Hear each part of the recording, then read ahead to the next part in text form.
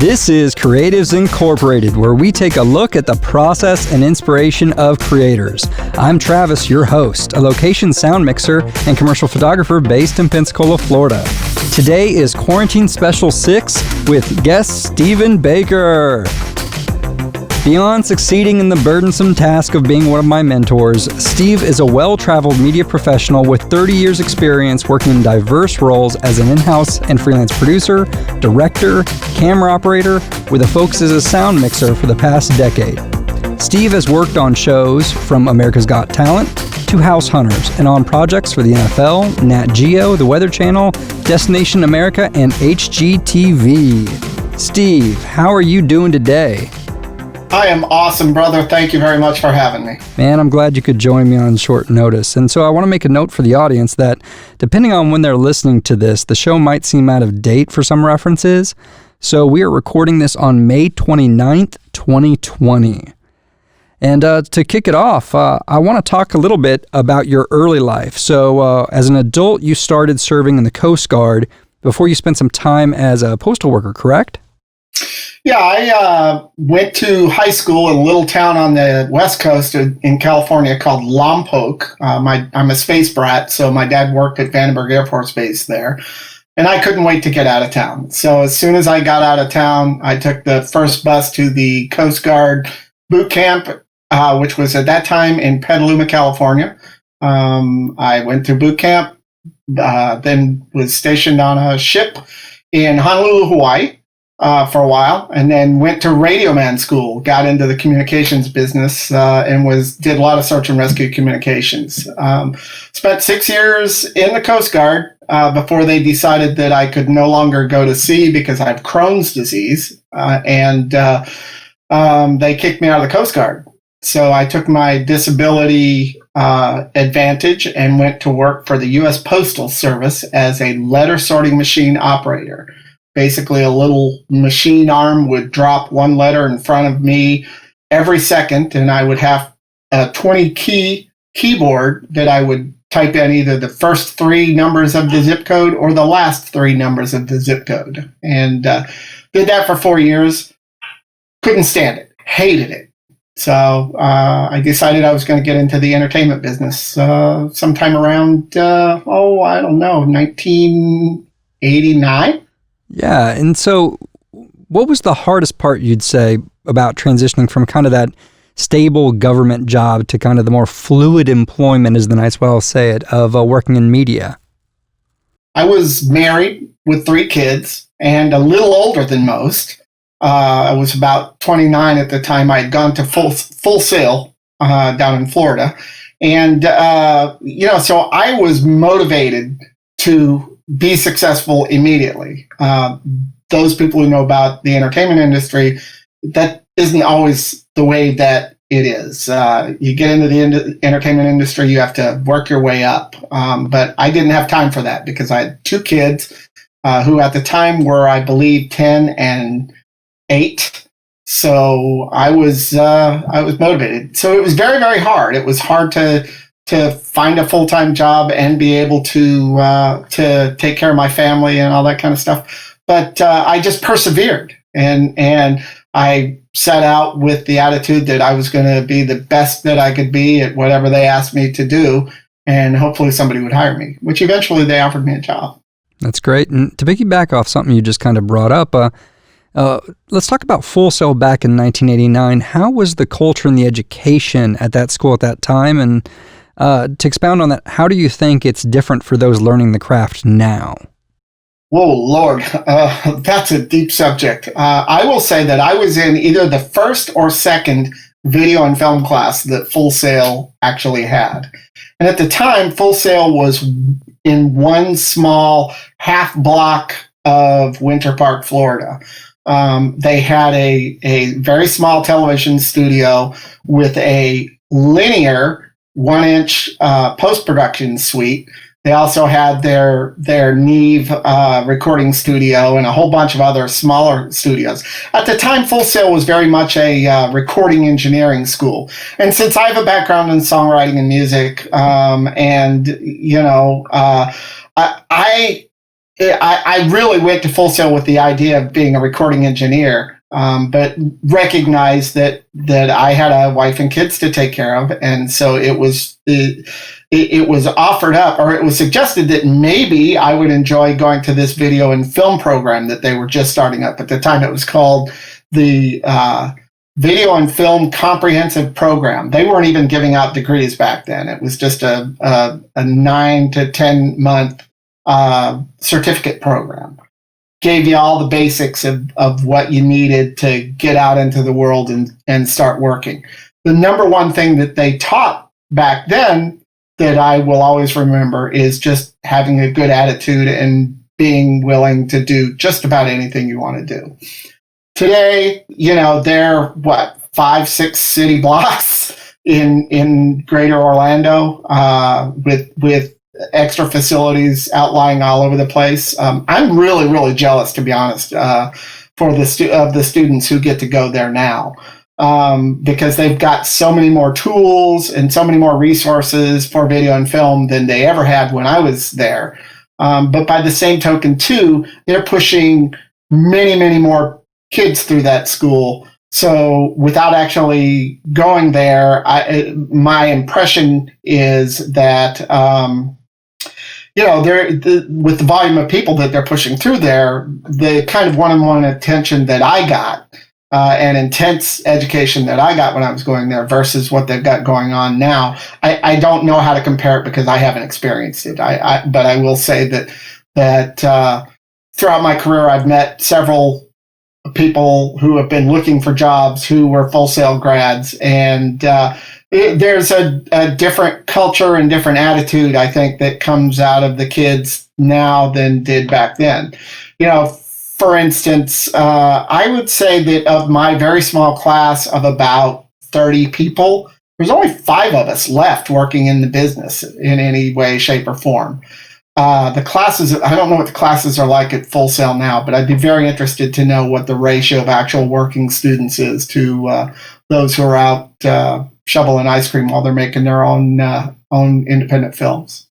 And so I think one of the things I'm always most interested in when I talk to other professionals is when we get called and sometimes you have kind of a embarrassment of riches when the iron strikes, it's hot. It's like you're almost double booking jobs, they're calling, and then you kind of get those empty time periods where you're begging for the phone to ring, but you still kind of have to, with your health issues, and I share them. You have to be smart about what you choose to take and what you don't take, especially since you started. You were already a husband and a father to 3. What was the process you had behind choosing which projects to take on and which ones you were going to decline as a freelancer? Well, so let me back up a little bit. Part of my graduation from Full Sail was that I had to do a 3-month internship at a local production company or at any production company. I was very fortunate to get hired by Boston Productions, which was right in the heart of Kenmore Square in Boston, and basically worked in several different capacities with those guys. I was a grip one day, I would do sound one day, I'd be an assistant editor one day, and some days I would be the guy that takes a drive to Lowe's to get lumber for whatever set they were building in their very small studio. Boston Productions is no longer around, but back then, as soon as I got done with my 3-month internship, they offered me a job, full-time job, but the money was not really what I could afford to live on, and so I thought I could do better as a freelance. And the irony of it is that I did a lot of work as a freelance for Boston Productions back then, made more money as a freelance than I would have had I been on staff. Granted, they didn't, they didn't have to pay for insurance or, health insurance or any of that kind of stuff. So I freelanced for about 3 years, and then things got really, really tough. So, I took a staff job and worked my way up there. I'm getting a little off base here, but I think your original question, you want to go back and give me your original question? I apologize for that. Oh, no problem. What was your thinking behind when you choose to take on a project versus when you decline it? So when a producer calls you up and says, hey, we have a show coming to town for 5 days next week. We're going to be shooting 5 hours from where you live. You'll need to come out. What are the deciding factors when you choose to take on work? Is it usually the paycheck? Is it the content? Is it the requirements? What is it that is kind of the go, no-go in your decision-making to take on work? Well, there's a lot. Rate has a lot to do with it, obviously. Are they willing to pay what I ask them for? And, there's a lot of, I have purchased a lot of equipment over the years, so I have to rent out my equipment and my rate. I will work on just about any job. I don't think that there's anything that I wouldn't work on. I'm a professional enough that if let's say I were to get into a job where somebody might have a little difference with me politically, I'm professional enough to know that I can handle that. Obviously I wouldn't take on anything that would look bad on a resume. I'm not going to go out there and I'm not interested in doing anything adult oriented or anything like that, adult entertainment oriented, that kind of stuff. So my decision first is based on my availability. Second, are they able to pay the rate that I'm asking? And if not, is the job interesting enough to me that I am willing to take a little cut in pay to work on the job? And I would say that there have been quite a few times over my 20 or so years as a freelance where that's actually been the case. I will take on jobs not because it's money, but because it's a really interesting gig to me. It sounds like an interesting gig to me. Some of these ghost hunter shows that I've worked on, the murder and mayhem shows, those are always very fun and interesting to work on. I signed on to a long job working for House Hunters, not House Hunters, but HGTV, working with Vernon Yip as he was building a house. And I took a little bit of a cut in pay on that, but I knew it was going to be a long-term job, so I knew it was going to be good money over the course of 8 months. And it was also a really interesting deal. And I got to work with 2 or 3 of my really good friends in Northwest Florida. So, it's not always about the money. Sometimes it's about, it's just about the content and what's interesting to me. Let me tell you one other thing. When I moved to Memphis at one point, and I took a job there working on a pretty big TV show called Sun Records, not as an A1, not as an A2, but as an audio utility. And I took that job with a big cut in pay for 2 reasons. One, I had just moved to Memphis, and I wanted to meet some people from Memphis who are in the film industry. And 2, it was 76 days of guaranteed work. And at the end of the day, I only ended up working a total of 15 days on that and never met anybody from Memphis because they were all from Nashville. So, that was a calculated risk I took. But at the end of the day, I still feel like I gained a great deal, and I will be forever grateful to Steve Grider, who was the audio supervisor on that, for hiring me and then giving me a get out of jail free card when I decided that I could make more money doing something else. So a lot of, I'd say most of the people who I have listening to this podcast, they tune in for creatives and different approaches and mindsets in different fields. So they, while you and I are both sound mixers, they might not have the same depth of knowledge in it. But one thing I think that would be fun to clear up is what's one common myth about working in television that and better if it's specific to sound mixers? That's an interesting question. And as you know, I spent 15 plus years working as a producer, camera operator, director, all the stuff before I decided to concentrate on just being a sound mixer. So my perspective is a little bit different in that respect.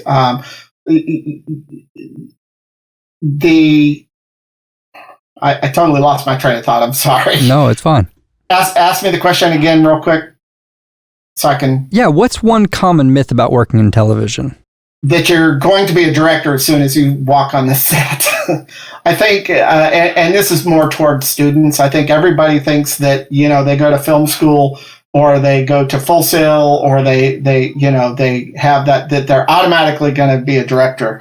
And they are not, they're not going to jump in and be running the show right away. So I think that's a big myth for students. I think for everybody else, they think that, it's all fun and games and we're working in the entertainment industry and we're always working with movie stars and stuff like that. But to be honest with you, I've made more money in this industry not being famous than anybody else, than anything else, I should say. I've made a lot of money in this business not being famous, not working on big jobs, working on corporate jobs that nobody will ever see. Except the people who are working at some medical lab in Boston, So you can make a good living in the film and television business without ever doing a TV show or a film. That has 100% been my experience as well. Yeah, especially when you brought up the pharmaceutical and medical. They've never tried to bring down a day rate for me, and I don't think I've ever had one of those jobs go over 3 hours. I will tell you that I typically get paid more for the corporate and non-broadcast stuff. The broadcast guys are, they're always looking to get the most they can for the least amount of money, and you can't blame them. As a producer, I understand that logic. As a sound guy, I'm always trying to get as much as I can for the work that I do. So yeah, that's a big part of it. And to be honest with you, those corporate gigs can be highly, highly fascinating. I remember one gig in particular going in to Harvard, to one of their, not Harvard, MIT, and we were doing a corporate gig that had to do with the early space race, and we were actually interviewing one of the women who crunched all the numbers for the Apollo 13 disaster. So that was really, really fascinating for me. I don't know that will ever see broadcast, but yet it was still such a great job. Loved that job. Yeah, I've had some jobs I've really, really loved, and I've never seen that footage anywhere. I don't know if it's ever finished. And sometimes you listen to some interviews, and it's just part of the overall story. And sometimes it's not even your work. Sometimes it's just watching the cinematographer work, and the lighting like that. It looks really great. I'd love to see how that looks, after everything's done. But it's for an in-house thing you'll never see or never have a chance to see the final product. Yeah, I think one of the things that I've really made an effort to do as I work for all these different companies is maintain open lines of communications with the producers, who also move around in the industry a lot. So, I try and follow up with producers, 5 to 6 months after a shoot, so that I can find out if the show I worked on is going to air and when it's going to air, or see if I can get a copy or a link to see the work that they did with the interview that I recorded, or the footage that I shot. So yeah, I think it's kind of important to stay in touch with the people that you work with, not only for being able to see what your projects are going to look like later, but also that opens the door for you to say, hey, I'm available for work. I love it. So I have the next question is kind of to, hopefully not to put you on the spot, but it's kind of, like I said at the top of the show, you are definitely one of the people I consider to have been one of my key mentors in my career. And so I kind of wanted to turn that around and say, who are maybe 3 people who have been integral to your growth and success in your career? And then after that, how would you advise people newer to the field to foster similar types of relationships? That's a good question. I don't like to narrow it down to just 1 or 2 people, but I will tell you that a good friend of mine, James Hadcroft, who used to run the Bourne Community Access television station while I was still working at the post office, opened the doors to me to the Bourne Community TV station. I was able to make my own TV, and that's where I got the bug. Second guy is a guy named John Todd from HT Recording Studio in Orleans, Massachusetts. He's no longer in business, but I just recently saw him, and he opened his recording studio to me. Worked with me on a couple of really cool projects, and he was the one who inspired me to get into recording engineering, because he sat there and showed me how his board worked, and we recorded a bunch of different projects and things like that. So I always, give props to John Todd and James Hadcroft for getting me into this business. I look at one of the teachers at school who inspired me at Full Sail was a guy named Roberto Velez, who was at the time the post-production supervisor. I think he's now in charge of the digital media program there, but I'm not exactly sure. But he was always a great mentor, always had good things to say to me. I learned a lot from him. And later in life, I actually ended up hiring Roberto to do some voiceover for me, because he's from Puerto Rico, and I needed Spanish-speaking voiceovers, and Roberto was my man. So there's that. And then along the way, I have just everybody I work with is a mentor for me at some point or another, including you, Travis, because I learn. I make it a point to learn something from everybody I meet, from the PA who's on his first set to the grizzled old DP who's been doing it for 30 years. I try and listen and learn from everybody. And the minute that you stop having that kind of an attitude, you might as well get out of the business, because if you think that you've learned everything there is to do in this business, then why are you still in it? I'm 60 years old. Well, I'm going to be 60 in October. I haven't learned but maybe 2/3 of what I need to know to do this job properly. So I'm always learning. I really appreciate guys like you that, yes, I was able to help out. Kevin Almodovar is another guy that I really appreciate. I was always able to help Kevin out. And as a mentor or a teacher, your students, your mentees, at some point, they surpass you. They move past the level. They take all the information that you have to give them, and then they get information from other, from other sources, other people.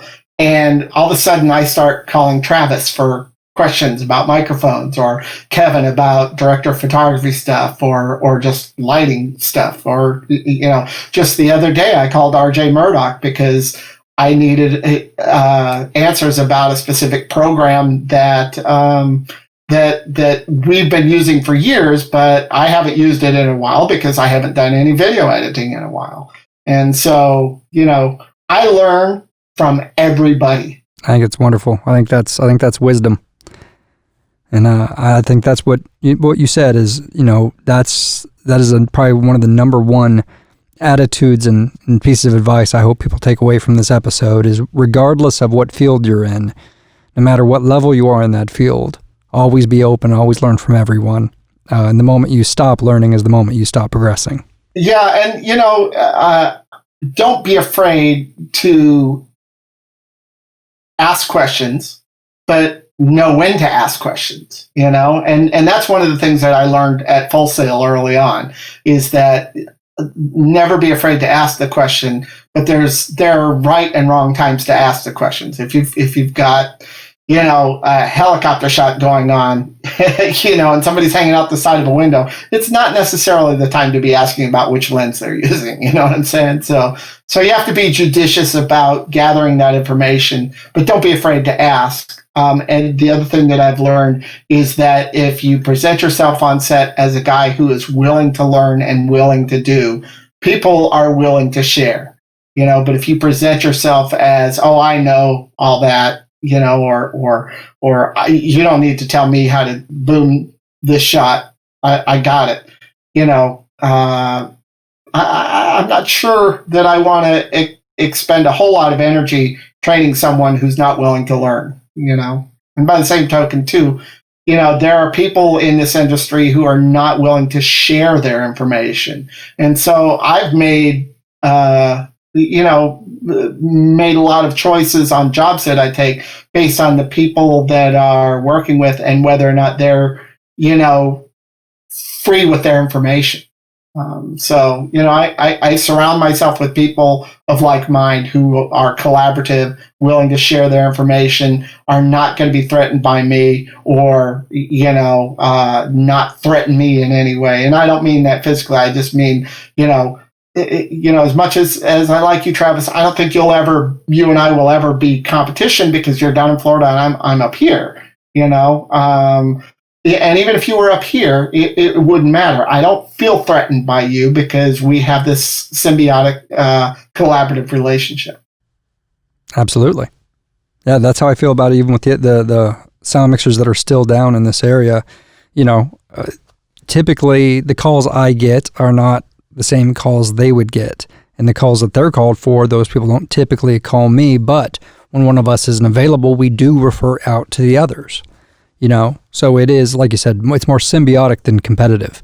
Yeah, I think that having a good network of people who are willing to share and learn is maybe the number one thing that has helped me to be successful. And the next thing I want to talk about is weighing in on one of the more hot topic controversies if you go on the forums, and that is the kind of buy versus rent debate for those that kind of get into this industry and want to join in as a soundy on set. So how important is it to you to own your gear? And I think at the rate of technology change, because especially on the sound side, we had a lot longer interval between massive upgrades in our technology, more than so like camera departments in recent years. You've hit on the exact reason why I became a full-time sound guy and got away from producing and shooting and having my own production company. When there was an interval there where I was a staff producer for an agency here on Cape Cod. They provided all their equipment, and that was great. When I left them and went out on my own, the first thing I did was I bought everything I needed to do whatever I needed on my own. A camera, couple cameras, some sound equipment, lighting, all that stuff. And I did very well with it for a while. But cameras kept changing. It seemed like every week there was a new camera coming out. And then this was before HD really became prevalent. And then HD came out, and then they were coming up with new cameras, and all the cameras had different formats, and they couldn't get them together. And you could edit some projects in one platform, but you couldn't edit in the other because the codecs didn't match. So, and then DSLRs came out. And once DSLRs came out, the barrier to entry as a video producer got very low. It didn't cost much. For $2,000-$3,000, you could buy some lights, an inexpensive sound kit, and a decent camera that shot HD. And so all these guys, all these jobs that I was doing down in Northwest Florida, where I was being full-time producer, I was charging, what I felt was very good rate for, let's say, for a 30-second commercial, somewhere between $3,000 and $5,000. All of a sudden there were a bunch of kids fresh out of film school with a DSLR, a microphone, and maybe one or two lights going out and taking the same jobs away from me. And I just couldn't compete at those low rates and didn't want to compete at those low rates. I'd worked so hard to get there. So I got into the sound business and I sold all my camera stuff, bought what I felt I needed to get started in this business, which was basically a 5.2, which was a stereo recorder with 5 channels. I bought 3 microphones and a boom pole, or 3 lavalier mics and a boom pole with a shotgun mic, and was off to the races. I rarely rented any of my gear because I felt like I could depend on the gear that I bought. Whereas you never know what you're going to get from a rental company or borrowing from a friend. Sometimes, it comes in great. Sometimes it doesn't. For the most part, they come in great, but every now and then you run into problems. So as technology progressed and as the call for jobs became more and different for me, I needed to upgrade my equipment, get to a bigger multi-track recorder, buy some more microphones and things like that. So that I could be competitive and I could be bidding on these other jobs and start working on some of the bigger broadcast stuff that they were bringing guys in from Atlanta or up from Miami to do, on the Emerald Coast. I had to get that kind of equipment to compete. So it was worth it to me to buy it.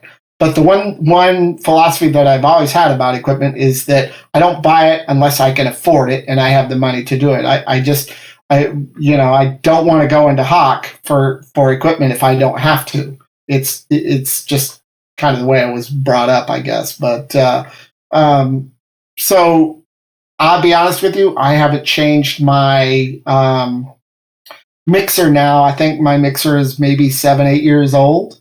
My microphones are all, within that same range. So I've got a pretty complete bag right now with what is considered state-of-the-art microphones and transmitters and receivers and mixers and all that kind of stuff. Should I upgrade? Probably. Will I upgrade? When it's necessary. Would I rent if I needed to? Absolutely. I have. There are times when I have jobs where I rent out gear, but wherever possible, I try not to rent it out because I've had more than one really bad experience with renting from companies. I worked on a big reality show where we had 15 or so people on camera, 2 mixers, and I was the audio supervisor. And they required me to use the gear that they rented from a fairly well-known video rental corporation. And they sent me less than adequate gear. And it hosed us for the job. It really did. And so I do my best not to rent unless I absolutely have to. And so here's before we get to our last big topic, I do have one other question for you, kind of going back, giving advice. So if you could go back and give yourself a piece of advice before your very first day on set, what would it be? Find something you love to do. Figure out a way to get paid for it, and you'll never work again the rest of your life. I mean, it's as simple as that. And I'm pretty lucky. I was able to do that. It sounds a little trite. A lot of people say that, but it is absolutely true. I look back on my career and the kind of mistakes that people make professionally and personally. I've been fairly lucky that I haven't made any major mistakes, but they're there. As a producer, I would say to myself, pay attention to deadlines. As a sound guy, I say to myself, have fun, man. You only get this job once. And now for our big topic. How do you think, the novel coronavirus, COVID-19, is going to affect our work in the TV film industry as a whole moving forward? Moving forward, I think there's going to be a slow rollout. I'm already getting calls. In fact, I'm booked to do a job next week for an HGTV show. And they have sent me all sorts of paperwork. They're requiring me to get a COVID test before I get on the set. They're, making precautions for me in terms of making sure that I have all the personal protective equipment that I need, masks, gloves, anything that I need. They will pay for the COVID test if I have to pay for it. Ultimately, what I feel is that the states and the studios are all they seem to be collaborating on what needs to be done to get everybody out there safely. Are there people out there who are just going out willy-nilly and doing it? Yeah. But, I think that the onus is on us as the employees of these production companies to ensure that we feel 100% safe going back to work. Early on in the whole lockdown, I actually had a job working on The Masked Singer for one day. I had to do an interview that was with a very famous football player. And, they required us to have masks, and it was lavalier only. They didn't want to hang a boom. They wanted me to make sure that everything was wiped down. As it turns out, the guy that we were working with was not nearly as worried about it as the studio was. But I really respected that the studio sent me this whole list of things that I needed to do, not only for the protection of myself, but the protection of the talent. And what was even better is that the talent made a point to say something to me and the camera operator, that was a very small crew, about how much he appreciated that we were wearing personal protective equipment, and that I cleaned the microphone off in front of him. I made a big show of showing him that I cared about his safety.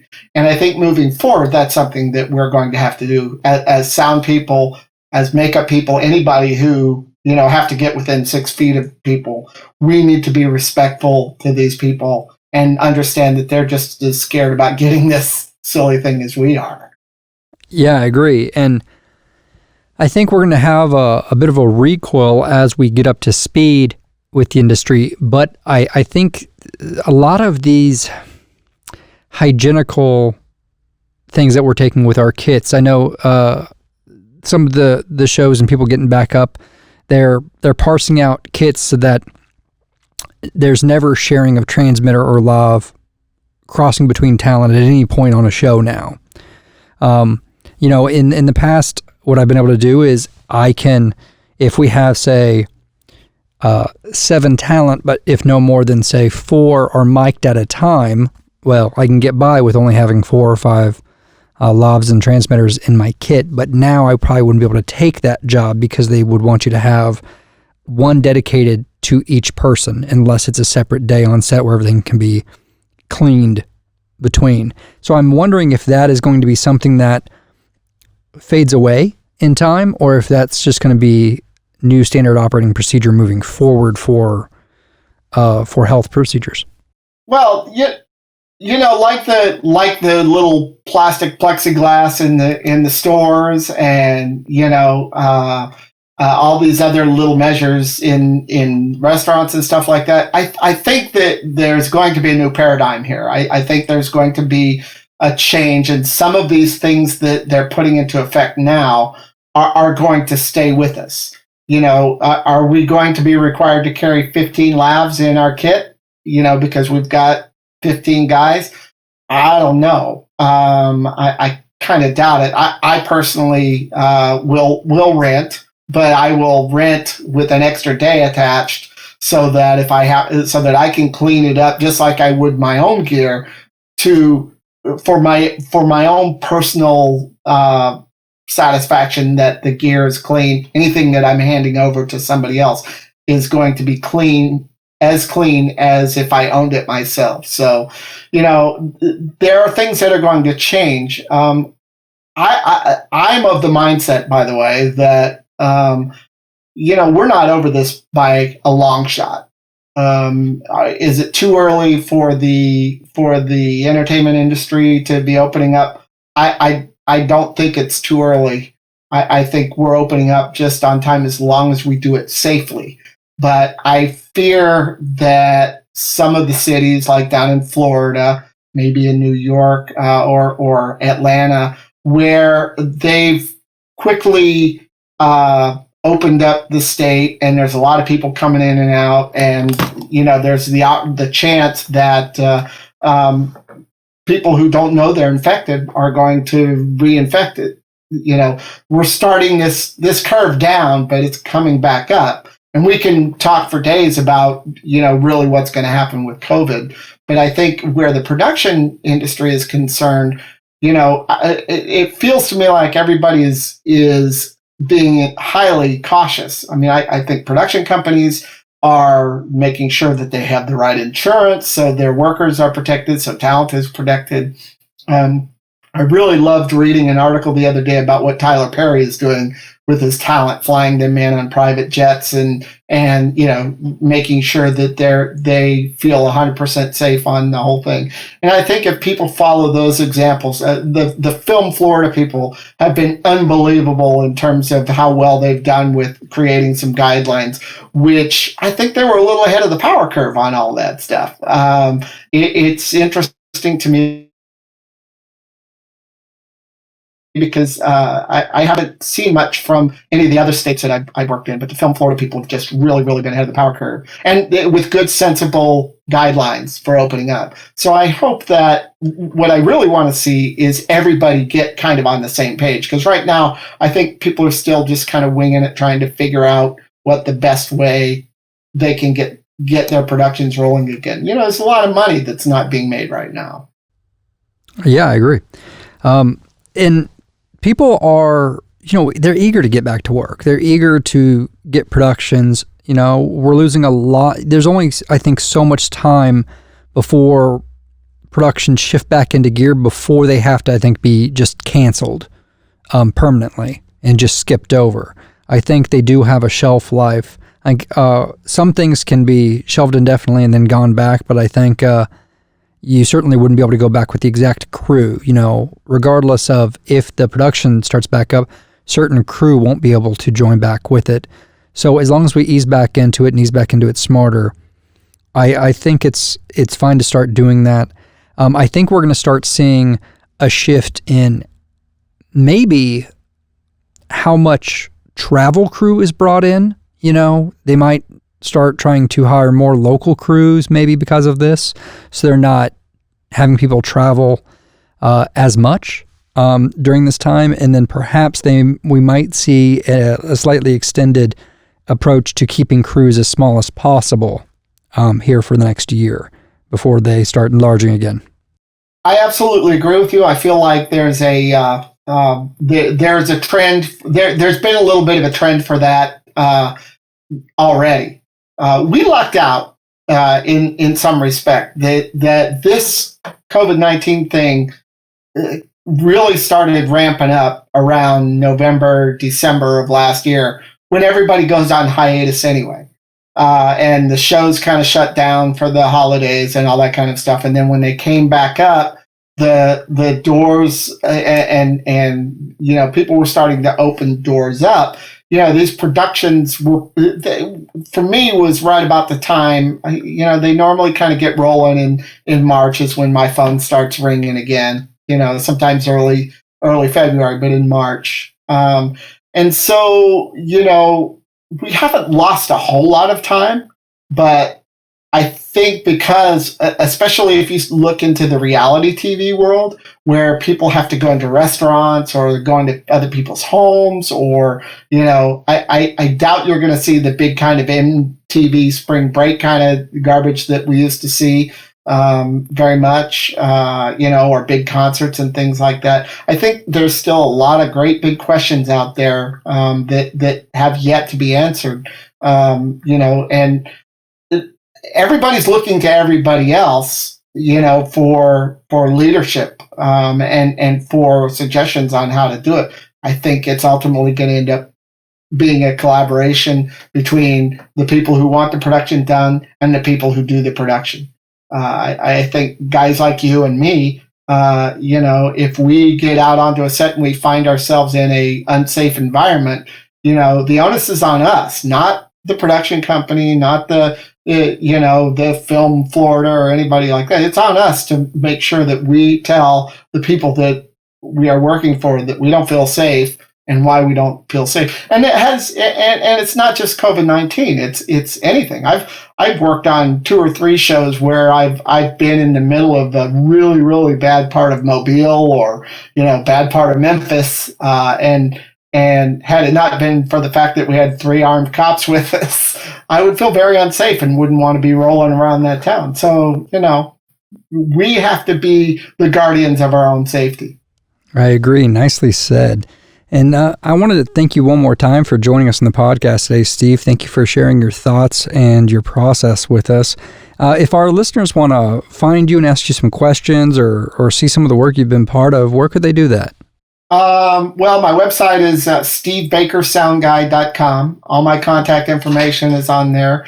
I take phone calls and emails from just about anybody who will call me, and will share just about any information I have in my head with just about anybody.